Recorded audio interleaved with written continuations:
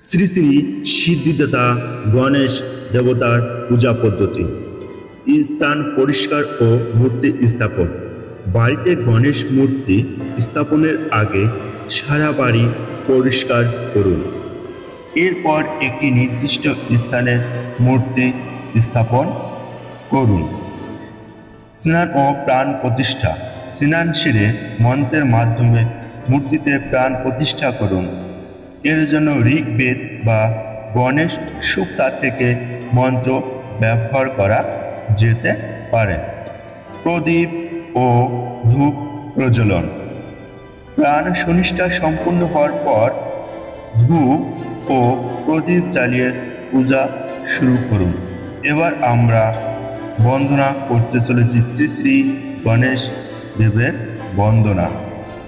গণেশ বন্দনা মন্ত্র।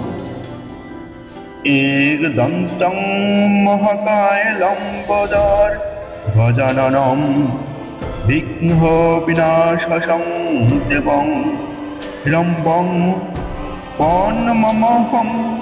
এই মন্ত্রের অর্থ হল যিনি একদন্ত মহাকায় লম্বোধর গজানন এবং বিঘ্ন নাশকারী।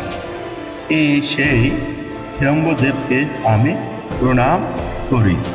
এবার আমরা আলোচনা করব শ্রী শ্রী গণেশ দেবের প্রণাম মন্ত্র। ওম গং গণপতায় নমঃ। ওম গং গণপতায় নমঃ। এই মন্ত্রের অর্থ হল ভগবান গণেশকে আমার নমস্কার। এবার গণেশ দেবের বাধা দূর করার মন্ত্র। বক্রতুণ্ড মহাকায় সূর্যকোটি সমপ্রভ নিবিঘ্ন কুরু মে দেব সর্বকার্যস্য সর্বদা। এই মন্ত্রের সমস্ত কাজে বাধা দূর করার জন্য ব্যবহার করা হয়। এই ছিল গণেশ দেবের মন্ত্র এবং পূজা পদ্ধতি।